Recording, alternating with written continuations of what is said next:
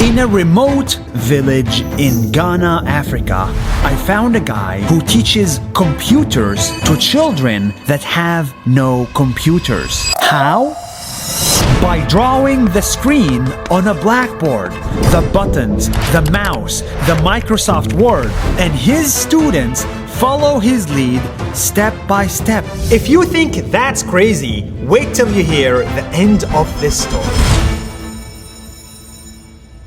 Hi, Nas Daily. I'm Richard and I love teaching computers. Richard grew up in a poor town in Ghana, where most people like him cannot afford computers. So for 20 years of his life, he grew up without technology. The minute he saw a computer, he knew this little box could change the world.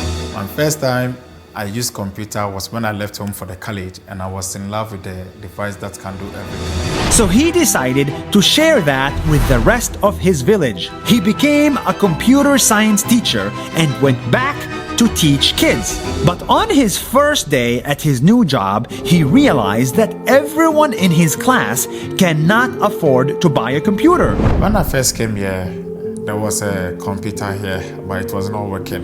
So it was used as a TLM to teach the student, to at least let them know how the computer looks like.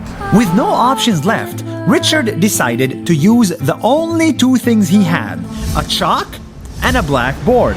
So he started drawing a computer screen. He drew a navigation bar, a menu bar, and a mouse cursor until his blackboard looked exactly like a Microsoft Word window. I drew every part of the computer, such as mouse, monitor, and keyboard. It wasn't perfect, but I was just giving my students a fighting chance against the kids in other parts of the world. And in return, his students would copy his work and draw their own computers. So that in the future, if they make enough money, they could buy a computer and know how to use it for their own careers. Think about this for a second. This school was so poor, students were drawing computers instead of using them. After many years of doing this, Richard was discovered in the local media, and Microsoft decided to donate to his cause and give him a computer.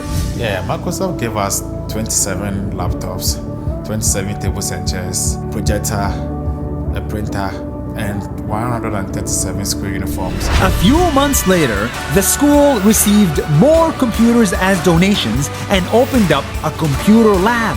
Now my school has an IT lab and the town has an IT lab for everyone as well. So my students can actually use their computer, access to the internet, and have the opportunity they could have never dreamed of.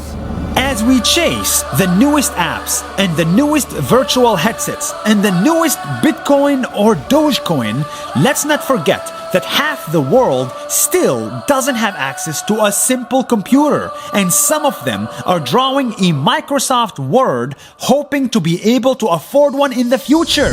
The challenges are very huge because we didn't have the computer at that time. So when they get access to the real computers, they find it very difficult.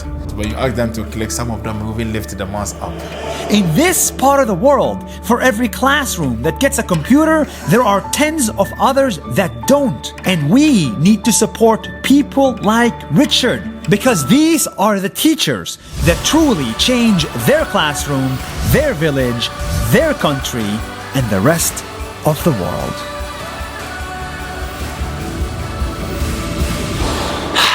Hey YouTube, did you love that video? I really hope you loved it because it's a lot of effort. My team and I are flying all around the world to the most remote locations to show you interesting people, because Nas means people. And for the next 30 days, we are doing a special marathon where we are showing you one interesting video every single day for 30 days. It's a 30-day marathon. So that's why you gotta follow here, and follow here, because tomorrow we got another exciting video ready for you to watch. Thank you so much and see you tomorrow.